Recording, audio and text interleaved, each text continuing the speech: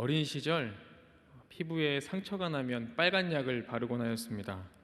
당시 빨간 약을 만병통치약처럼 여기던 시절이었던지 배가 아프면 소화가 된다고 빨간 약을 배에 바르기도 하였고, 그리고 두통이 있으면 머리에 바르면 호전이 된다는 우스갯소리도 있었습니다. 생각해보면 저는 어릴 적 참 많이 다쳤습니다. 어디서 다쳤는지 모를 때도 있고, 조심성 있게 다루어야 하는 칼이나 그리고 가위를 만지다가 다치기도 하고, 친구들과 놀면서 혹은 운동을 하면서 무릎과 팔꿈치에 항상 딱지가 앉아 있었습니다. 상처가 나면 우선 소독을 해야 합니다. 그때 필요한 것이 바로 빨간 약이죠. 소독을 하고 연고를 바르고 감염이 되지 않도록 밴드를 붙여주어야 합니다. 그리고 상처가 아물 때까지 손으로 만지거나 딱지를 뜯으면 안 됩니다. 흉터가 생길 수 있기 때문에 그렇습니다. 우리 몸에 난, 특히 피부에 난 상처들은 대개 그렇게 아물고 회복되기 마련입니다. 그런데 이와는 다른 상처가 있습니다. 바로 마음의 상처입니다. 마음의 상처는 참 설명드리기가 어렵습니다. 왜냐하면 사람마다 마음의 상처를 입는 경우가 다양하기 때문에 그렇습니다. 그리고 피부에 난 상처는 바로 지금 치료를 하면 되는 것인데, 마음의 상처는 과거로부터 현재까지 따라오는 우리의 그림자와 같은 것이기 때문에 참 설명하기도 어렵고 회복하기도 참 어렵습니다. 그리고 마음의 상처의 요인도 참 많습니다. 관계, 상황, 그리고 가난, 폭력, 무시, 내가 했던 결정들, 그리고 가족 등 많은 요인들이 각자의 마음의 상처를 내기도 합니다. 그래서 참 어려운 것이 마음의 상처를 아물었다고, 마음의 상처가 아물었다고 생각했는데 아물지 않은 경우가 굉장히 많습니다. 그저 생각나지 않았을 뿐이고, 그리고 일부러 애써서 무시하며 살다가도 어느 때 어느 버튼이 눌려지기 시작하면 나의 쓴뿌리가 되어서 속 깊은 곳에서부터 치솟아 올라 나의 머릿속과 내 마음속을 가득 채워버리는 것이 바로 마음의 상처입니다. 마음에 대해 이야기하는 유명한 강사나 작가들은 이렇게 이야기를 많이 합니다. 자신의 상처를 무시하지 말고 똑바로 바라보십시오. 그리고 치유받고 회복하십시오. 그렇게 말합니다. 그런데 이것이 가능한 일일까요? 정말 가능합니까? 그 상처를 직면해 보려고 마음을 먹는 순간 그 당시의 상황, 느낌, 냄새, 피부로 느껴지는 온도, 기온, 상대의 표정들이 기억이 되살아나는데 어떻게 그 상처를 직면할 수 있겠습니까? 그뿐입니까? 그 상처로 인해서 힘들고 고통스러웠던, 혹은 자책하며 살았던 세월들이 하루 이틀이 아닌데, 생각하면 할수록 참을 수가 없는데 어떻게 그런 상처를 드러내고 약을 바르고 소독을 하고 반창고를 붙여서 회복하고 새살이 나게 하는 일이 정말 쉬운 일이 아닙니다. 그리고 어려운 일도 아닙니다. 그냥 가능한 일이 아닙니다. 오늘은 이 마음의 상처에 대해서 좀 나누어 보려고 합니다. 특별히 오늘 본문에 등장하는 베드로를 통해서 우리의 상처와 그에 대한 회복, 더 나아가서 우리의 삶의 이야기를 몇 가지 나누어 보려고 합니다. 예나 지금이나 동서고금을 막론하고 가장의 어깨는 항상 무거웠나 봅니다. 아침에 눈을 뜨면 일터에 나가 일을 하고, 일터에서는 일터에서 끼니를 해결하며, 집에 있는 가족을 위해 험한 바다의 풍랑을 이기며 무엇이 잘 필까? 얼마나 벌어갈 수 있을까? 고민하며 하루하루 보냈던 가장이 바로 베드로입니다. 그날도 어김없이 열심히 그물을 내리고 다시 걷기를 수도 없이 많이 반복하고 있었는데, 만선을 기도했던 그의 심정이 이제 허탈한 마음으로 바뀌었습니다. 항구로 돌아와 이제 내일을 준비하면서 그물을 정리하고 있었습니다. 그런데 그때 누군가 그에게 다가와 말을 겁니다. 깊은 데로 가서 그물을 내려라. 베드로가 대답합니다. 선생님, 우리가 밤새 수고했지만 잡은 것이 하나도 없습니다. 그러나 말씀에 의지하여 그물을 내리겠습니다. 베드로는 몰랐습니다. 이 사건이 얼마나 자신의 인생의 큰 사건이었는지 전혀 몰랐습니다. 그분의 말씀대로 베드로는 그물을 내렸고 그리고 수많은 고기를 잡았습니다. 예수님과 베드로의 첫 만남은 정말 인상적이었습니다. 그리고 예수님의 말씀도 인상적입니다. 나를 따라오너라. 내가 너를 사람 낚는 어부가 되게 하리라. 베드로는 배와 그물을 그리고 아버지를 놔두고 예수님을 따랐습니다. 베드로에게 있어 배와 그물은 전부입니다. 전 재산입니다. 배와 그물이 있어야 가족을 먹여 살릴 수 있고 자녀들을 공부시킬 수도 있습니다. 그리고 더 좋은 집에서 윤택하게 살 수 있는 방법이 오직 배와 그물에 있었습니다. 아버지는 관계를 상징합니다. 가족의 관계, 친구의 관계, 모든 관계를 끊어버리고 예수 그리스도를 그 자리에서 바로 따라갔습니다. 잘 아시는 것처럼 베드로는 예수님의 제자로 중요한 역할을 잘 감당했습니다. 중요한 사건 가운데 베드로는 항상 예수님과 항상 함께 있었습니다. 변화산 사건, 겟세마네 기도의 순간, 예수님께서 잡혀가시던 그때에도 베드로는 항상 예수님과 함께 있었습니다. 뿐만 아니라 베드로는 대단한 능력을 가진 설교자였습니다. 말씀을 전할 때마다 능력이 일어났고 복음이 살아 숨쉬며 많은 사람들이 회심하는 사건들이 계속해서 일어났습니다. 그리고 그의 마지막은 순교의 자리였다고 전해지고 있습니다. 그래서인지 로마 카톨릭에서는 베드로를 일대 교황으로 추앙했고 가히 베드로는 기독교에 있어 대단하다는 말로 설명하기 어려운 그런 존재가 되었습니다. 그러나 베드로는 마음속에 깊은 상처가 있는 사람입니다. 행여나 누가 알고 말할까? 소문낼까? 두려운 상처가 있는 사람이었습니다. 어쩌면 살아가는 인생 전체를 놓고 그 상처의 기억에 사로잡혀 괴로움에 몸부림을 치며 살았을지도 모르겠습니다. 자신의 그 상처가 불현듯 가끔 보여지면 죽음보다 더 고통스러웠을지도 모르겠습니다. 시간을 돌려 예수님과 제자들의 마지막 만찬의 자리로 돌아가 보겠습니다. 예수님과 제자들이 식탁에 둘러앉았습니다. 함께 만찬을 하기 위해 모였습니다.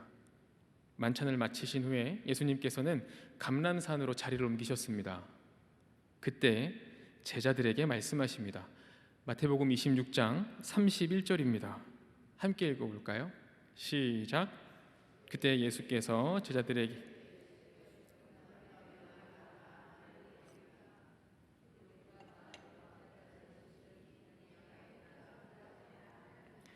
아멘. 앞서 말씀드리진 않았지만 말씀을 보면 만찬의 자리에서 예수님은 예언하셨습니다. 나와 함께 그릇에 손을 넣는 자가 나를 팔리라.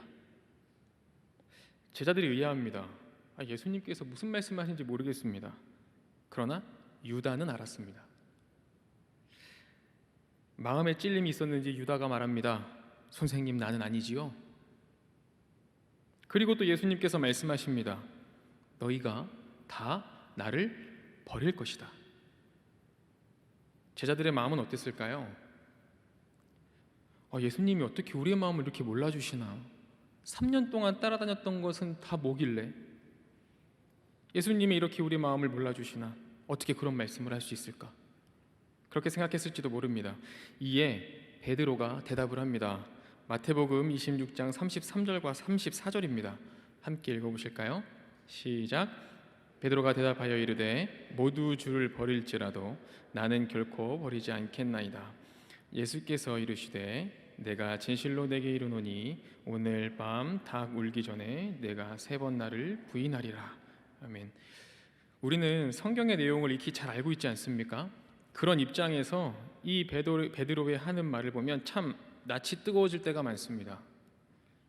베드로의 말을 보면 참 부끄럽습니다. 그런데 우리가 생각해야 될 것은 그 상황에서 그때는 베드로는 진심이었고 진짜였습니다. 그뿐입니까? 주는 그리스도시요 살아계신 하나님의 아들입니다. 이 고백도 진심이고 진짜였습니다. 베드로의 고백에 진실된 마음을 폄훼하거나 왜곡하자 함은 아닙니다. 그저 뒷이야기를 아는 우리로서는 복잡 미묘한 심정이라는 것을 말하지 않아도 우리는 모두가 공감하고 있습니다. 오늘 본문은 바로 이 장면의 뒷이야기입니다. 베드로는 실패했습니다. 갑자기 한순간 처절한 실패를 경험하게 되었습니다. 그저 한 번 있는 그런 실패가 아니라 자신의 마음이 무너지는, 자신의 마음이 깊게 패이는 상처가 생겼습니다. 다른 누구에 의해서가 아니라 스스로 마음의 상처를 내기 시작했습니다. 예수님께서 가룟 유다의 밀고로 인해 잡혀가셨습니다. 그리고 공회에 서셨습니다.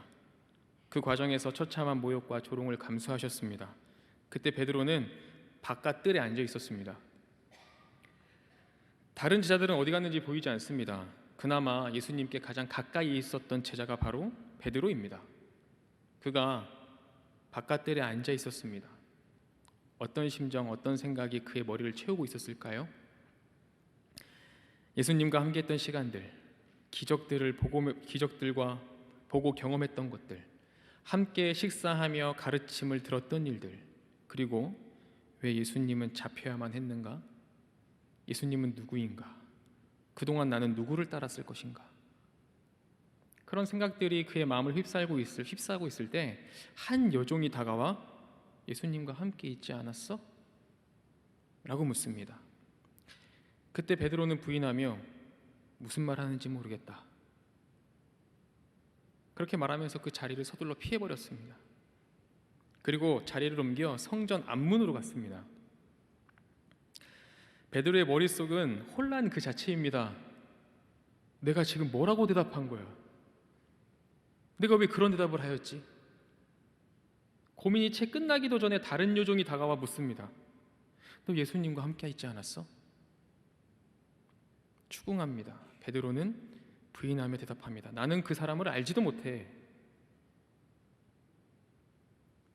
잠시 후 이제 주위에 있던 많은 사람들이 베드로를 알아보고 추궁하기 시작합니다. 너 예수와 한패잖아. 너 말하는 거 보니까 예수랑 같이 있던 사람이야. 예수를 따라다니던 베드로 아니야? 계속 사람들이 몰려옵니다. 그때 베드로가 대답합니다. 오늘 본문 74절인데요. 함께 읽어볼까요? 74절입니다. 시작. 그가 저주하며 맹세하며 이르되 나는 그 사람을 알지 못하노라 하니 곧 닭이 울더라. 앞서 두 번은 그냥 부인하며 모른다 했지만 더 강력한 것이 필요했습니다. 세 번째는 저주하며 맹세하며 예수님을 모른다 소리쳤습니다. 그리고 바로 그때 닭이 울었습니다. 베드로의 상처는 바로 이것입니다. 예수님을 모른다 저주하며 부인했던 일이 자신의 평생의 상처였습니다. 잊을 수 없고 부인할 수 없고 머릿속에 가슴속에 지워지지 않는 상처가 바로 이것입니다. 그때의 심정을 오늘 본문 75절에는 이렇게 표현하는데요. 함께 읽어볼까요? 75절입니다. 시작. 이에 베드로가 예수님의 말씀에 닭 울기 전에 내가 3번 나를 부인하리라 하심이 생각나서 밖에 나가서 심히 통곡하니라. 아멘. 닭이 우는 순간 그의 머릿속에 예수님께서 하신 말씀이 스쳐 지나갔습니다. 그리고 자신이 당당하게 했던 말, 모두 주를 버릴지라도 나는 결코 주님을 버리지 않겠습니다. 이 음성이 자신의 마음속과 머릿속을 지나갑니다. 그러나 자신의 모습이 얼마나 밉고 가증스럽고 괴롭고 저주스럽고 싫었는지 그는 심히 통곡합니다. 여기서 말하는 통곡을 헬라어의 원어의 의미를 살려보면 한 번 통곡했다가 아니라 그냥 그 자리에서 한 번 통곡하고 말았다, 슬퍼했다, 그것이 아니라 그의 삶의 전체를 두고 계속해서 마음이 찢어질 것 같은 그 통곡의 울음의 시간을 보냈다라는 의미입니다. 이것이 베드로의 마음의 상처였습니다. 그렇다면 베드로는 이러한 상처를 가지고 어떻게 예수님의 사도로서 역할을 할 수 있었을까요? 그 엄청난 마음이 정말 잘 회복되었을까요? 우선 우리가 생각해 보아야 할 것은 회복이 무엇인가 라는 생각을 해보아야 됩니다. 회복은 원래 모습대로 되는 것을 말합니다. 원래 모습대로 돌아가는 것을 이야기합니다. 인간으로서의 회복은 하나님의 창조의 모습 그대로 원래대로 회복되는 것이 바로 회복일 것이고, 몸에 있는 상처는 원래대로의 모습대로 아무는 것, 깨끗하게 되는 것이 회복일 것입니다. 그런데 문제는 이 마음의 상처입니다. 마음의 상처는 앞서 말씀드린 것처럼 회복이라는 단어를 쓰기에는 생각만큼 잘 해결되지가 않습니다. 시간이 많이 지나도, 상황이 달라져도 말씀드린 것처럼 하나하나 모든 것이 생생하게 기억이 나기 때문에 마음의 상처라는 것에서 회복이라는 개념은 조금 다릅니다. 베드로는 마음에 상처가 크게 생겼습니다.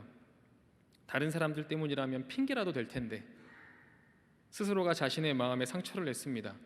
그가 성전뜰에 앉아 있을 때의 자리, 그 공간, 분위기, 질문했던 그 여종의 생김새, 목소리, 그리고 자신이 대답했던, 예수님을 저주하며 모른다고 했던 자신의 목소리와 억양, 모든 것들이 상처가 되어서 베드로의 마음에 남아 있었습니다. 정말 그것이 그의 인생에 있어 회복될 만한 상처였을까요? 아니, 회복이 가능한 상처가 맞습니까? 시간이 흘러 부활하신 예수님께서 베드로에게 말씀하셨습니다. 요한복음 21장 17절인데요. 함께 읽어볼까요? 요한복음 21장 17절입니다. 시작. 세 번째 이르시되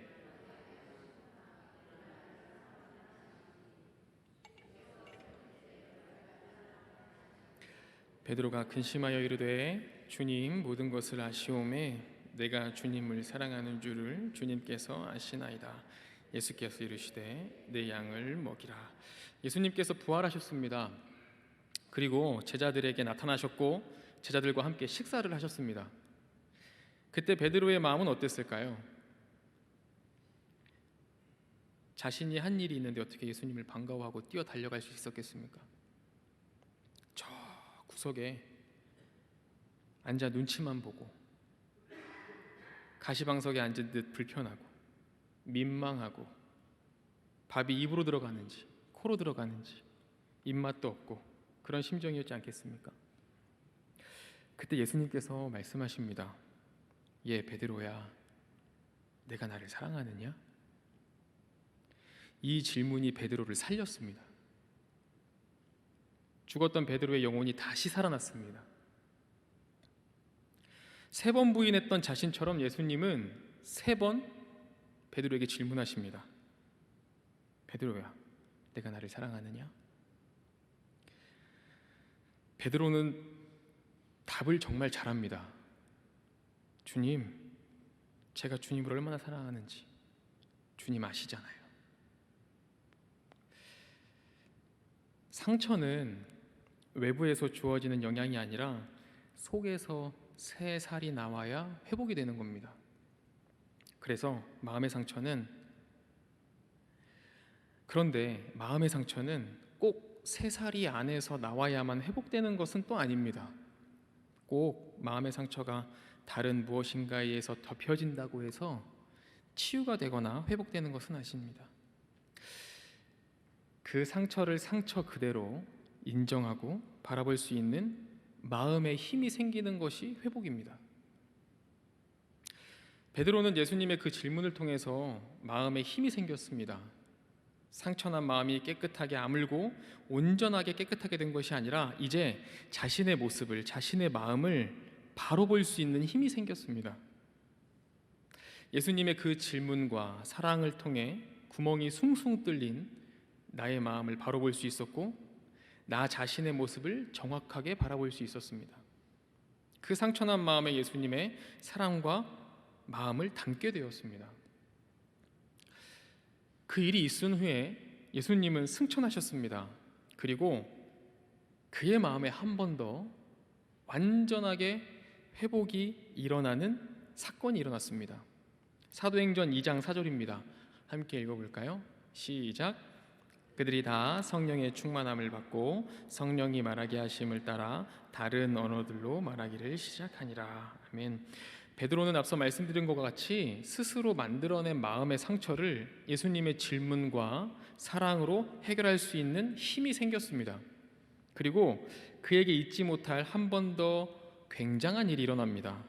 바로 성령 충만함을 입은 일입니다. 예수님께서 부활하셨습니다. 제자들은 믿을 수가 없었습니다. 제자들은 뿔뿔이 흩어졌다가 다시 하나 둘씩 모였습니다. 그런데 진짜 예수님이었습니다. 손과 발을 보니 못자국이 있었고 옆구리를 보니 창자국이 그대로 있었습니다. 진짜 예수님이었습니다. 기쁨도 잠시, 예수님은 승천하셨습니다. 그때 예수님께서 말씀하시길 너희는 가서 모든 민족을 제자로 삼고 세례를 주고 내가 너희에게 가르친 그대로 가르쳐라. 내가 너희와 끝날까지 항상 함께 있을 것이다 라고 말씀하시면서 승천하셨습니다. 그리고 오순절 그때 보였던 제자들에게 강력한 성령의 역사가 있었습니다. 그런데 과거에 예수님께서는 성령에 대해 이렇게 말씀하셨습니다. 요한복음 14장 16절과 17절인데요. 함께 읽어보겠습니다. 요한복음 14장 16절과 17절입니다. 시작. 내가 아버지께 구하겠으니 그가 또 다른 보혜사를 너희에게 주사 영원토록 너희와 함께 있게 하리니 그는 진리의 영이라 세상은 능히 그를 받지 못하나니 이는 그를 보지도 못하고 알지도 못함이라. 그러나 너희는 그를 아나니 그는 너희와 함께 하심이요 또 너희 속에 계시겠음이라. 아멘. 베드로는 성령에 사로잡히게 되었습니다. 이미 예수님의 제자의 생활을 할 때도 그랬고 오순절 사건으로도 베드로는 성령의 충만함을 가지고 있었던 사람입니다. 방금 읽었던 말씀을 보면 보혜사 성령은 너희와 함께 거하고 너희 속에 계시며 영원토록 함께 계신다 라고 말씀하십니다. 베드로의 상황을 대입해서 다시 한 번 더 말씀드려보면 이렇습니다. 베드로는 스스로 잘못된 선택으로 인해 평생 회복되지 못할 마음의 상처가 생겼습니다. 그런데 예수님의 질문으로 자신의 상처를 직면하게 되었습니다. 그리고 이제 세상에 나아가 예수 그리스도의 명령을 실행해야 하는데 아직 힘이 없고 능력이 없습니다. 그때 상처난 베드로의 마음, 그 구멍난 베드로의 마음을 통해 성령의 충만한 빛이 새어나오기 시작했습니다. 그 상처의 구멍을 통해서 선명하고 밝은 빛이 흘러나오기 시작한 것입니다. 그래서 베드로는 설교자가 되었고 기적을 베푸는 자가 되었으며 순교의 반열에 오르고 지금까지도 우리에게 깊은 마음의 울림을 전해주고 있습니다. 이 말씀의 결론을 맺어보면 이렇습니다. 회복이라는 것은 원래대로 모습을 돌아가는 것, 원래대로의 모습으로 돌아가는 것을 말합니다.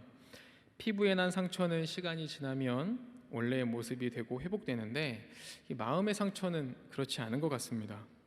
마음의 상처는 시간이 지나면 괜찮아질 때도 있지만 시간이 지날수록 더욱 선명해지는 것이 있기도 하고 그 상처가 인생을 살아가면서 우리의 생각과 마음을 지배할 때도 있습니다.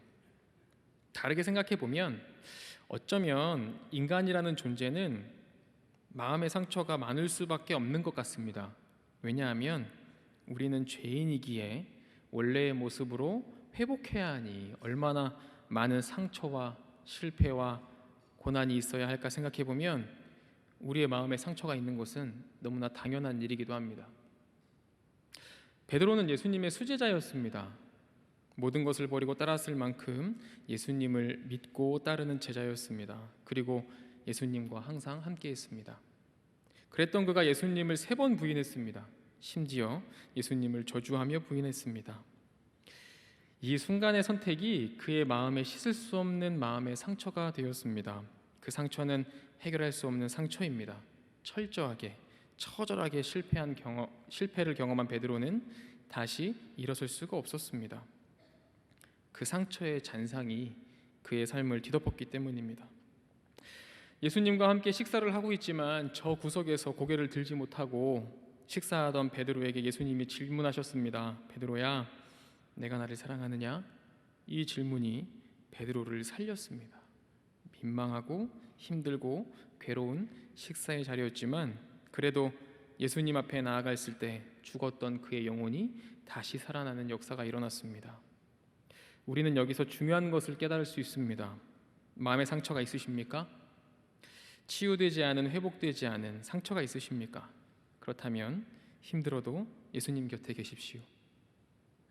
민망하고 부끄럽고 고개를 들 수 없는 우리의 상황이지만 그래도 먼 발치 저 구석에라도 예수님 곁에 계십시오. 그래야만 나의 상처를 올바로 볼 수 있습니다. 그러나 우리의 상처를 직면한다고 해서 구멍난 마음이 메워지는 것은 아닙니다. 구멍난 상처는 여전히 그대로입니다. 그때 베드로의 마음속에는 성령의 충만함이 있었습니다. 성령의 능력과 은혜가 가득 넘쳤습니다. 성령의 빛과 성령의 능력이 베드로의 상처난 마음의 구멍을 통해서 세상으로 흘러나기 시작했습니다. 그 상처의 구멍이 얼마나 크고 많은지 앉은 자가 일어나는 기적이 일어나고 복음이 전해지니 3,000명이 회심하는 역사들이 일어났습니다. 여러분 아직도 상처난 마음을 메우기 위해 힘을 내십니까? 최선을 다해 메워보고 덮는다고 해서 정말 잘 메꿔지고 덮어져서 이제 괜찮으십니까? 예수님의 사랑을 통해 우리의 상처를 바라볼 수 있게 되었다면 성령을 간구하시기 바랍니다. 성령의 충만함을 구하시기 바랍니다. 그 상처난 구멍을 통해 성령의 빛이 비춰질 것입니다. 그 상처난 구멍을 통해 성령의 은혜가 흘러나갈 것입니다. 오늘 말씀의 제목은 회복, 상처의 역설입니다. 왜 회복이 상처의 역설일까요? 왜냐하면 마음의 상처가 없어지는 것이 회복이 아니라 상처난 구멍이 크면 클수록, 많으면 많을수록 회복이 잘 되어가는 것이기 때문에 그렇습니다. 주님께서 귀하게 여기시는 남대문교회 성도 여러분, 바라기는 예수님의 사랑과 관심으로 마음의 상처와 직면하시기 바랍니다. 그리고 상처의 구멍으로 여러분 안에 가득한 성령의 충만함과 그 빛을, 은혜를 흘려보내어 주시기를 바랍니다. 역설적이게도 상처가 크고 많을수록 회복이 잘 되어가는 것임을 믿으며 삶을 살아내는 우리의 모두의 삶이 되시기를 간절히 소망합니다.